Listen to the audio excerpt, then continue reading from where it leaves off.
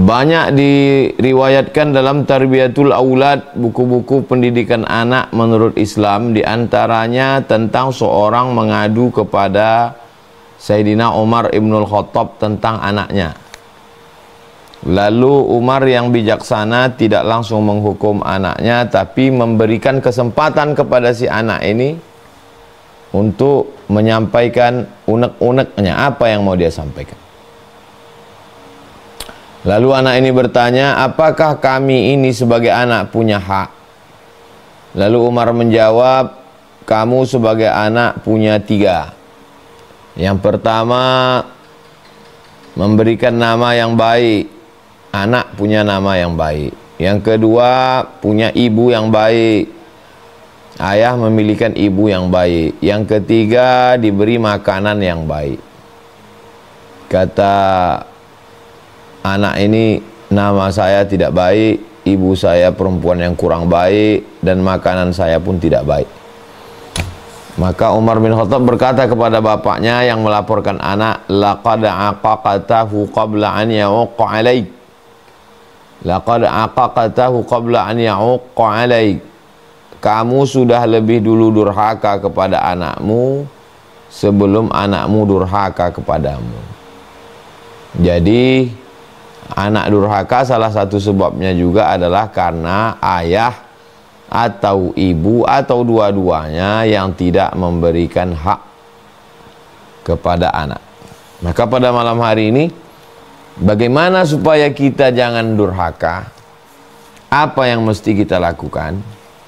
Bisa dibuka surat Luqman, diawali dari ayat 13. A'udzu billahi minasyaitonir rajim. Wa idz qala Luqmanu li ibnihi wa huwa ya'izuhu. Poin yang pertama adalah ya'izuhu. Ya'izuhu artinya mau'izah. Mau'izah, suri tauladan, contoh yang baik. Jadi anak-anak ini perlu teladan. Kalau menyuruh dia sholat, kita sholat. Kalau menyuruh anak perempuan pakai hijab, ya kita menutup aurat sebagai perempuan. Kalau menyuruh anak bicara lembut, ya kita jangan teriak-teriak. Jadi poin yang pertama adalah ya'izuhu, nasihat yang dilakoni. Bukan yang nasihat diucapkan sampai di ujung lidah, di tepi bibir. Bukan hanya sekedar sampai seminar parenting. Bukan hanya sekedar sampai konten, tapi tidak ada aplikasinya. Makanya dalam Quran itu disebut ud'u ila sabili rabbika bil hikmati wal mau'izatil hasanati. Asal dari kata mau'izah adalah wa'aza ya'izu, nasihat yang dibarengi dengan perbuatan sejalan. Sekarang ini banyak sekali nasihat, kepandaian public speaking, keahlian menyusun kata, tapi dalam praktek nyatanya tidak benar, tidak betul. Maka dalam Islam, na'udzubillah, itu disebut dengan nifaq. Orangnya munafik. Jangan hanya pandai mengukir kata dengan suara intonasi karena lulus public speaking, lalu membuat seminar, tapi sebenarnya tidak memberikan nasihat. Nasihat bukanlah advice dalam bahasa Inggris. Nasihat lebih lengkap dari sekedar advice. Nasihat adalah ucapan yang diiringi dengan perbuatan. Nasihat hanya kata-kata tanpa perbuatan, kosong, hampa, tak bermakna. Jadi nasihat kepada anak, jangan main handphone. Ya kita jangan main handphone. Nggak bisa kita larang main handphone, kita di depan dia. Kalau mau konsisten, jangan main handphone. Tapi handphone kita Kalau perlu membuka WhatsApp di toilet, jangan di depan mata dia. Karena kalau tidak sesuai ucapan kita, mental itu. Dia jadi melawan. Nah, bagaimana orang itu tunduk karena hatinya, bukan karena dia takut sama kita, bukan karena ancaman. Ancaman nggak dibelikan handphone, ancaman nggak dikasih jajan, ancaman bukan. Tapi karena hatinya. Maka yang dari hati itulah yang sampai ke hati. Kalau yang dari mulut ke mulut juga sampainya itu. Jadi poin yang pertama sekali adalah wa huwa ya'izuhu. Yang kedua,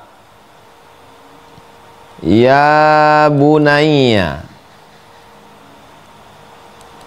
Sebenarnya bisa aja dipanggil ya ibni, wahai anakku. Ya fulan. Tapi dipanggil ya bunayya. Kata-kata yang lembut. Kata-kata lembut masuk ke dalam tangkai jantung, melembutkan hati dan pikiran. Berapa banyak orang ahli debat meleleh air matanya bukan karena hebatnya argumentasi lawan, tapi lembutnya kata-kata. Nah, jadi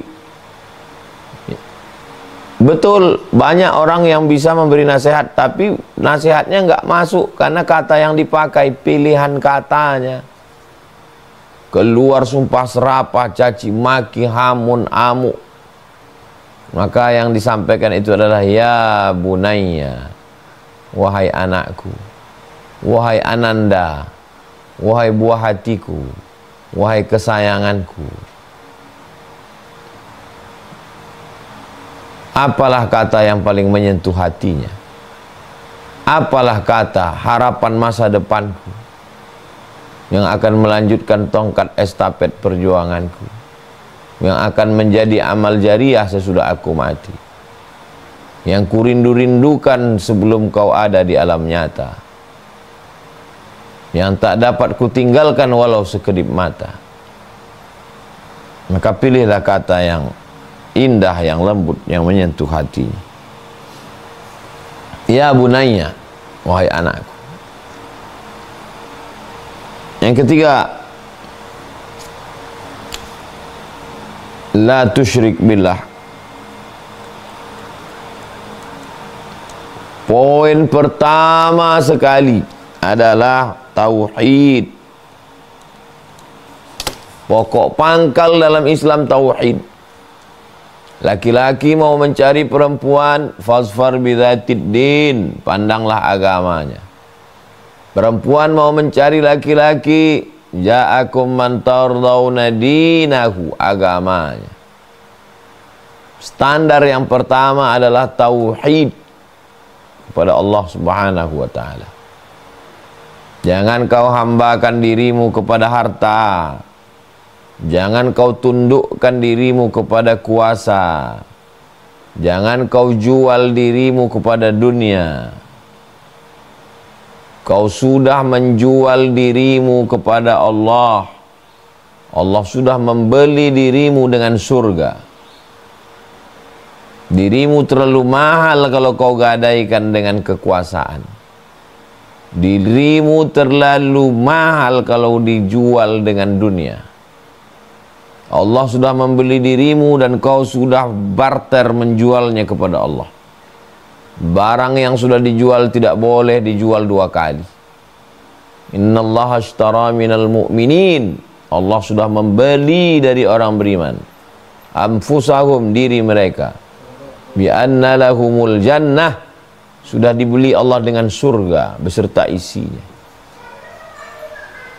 Badan kita yang terdiri dari tulang, dari darah, dari lemak, dari kulit yang busuk, yang bau, itu sudah dibeli Allah dengan surga. Dengan bertauhid, kecil melihat dunia. Dengan bertauhid, pejabat, penguasa, orang kaya menjadi tidak ada apa-apanya. Dengan bertauhid, masalah yang besar menjadi kecil. dengan bertauhid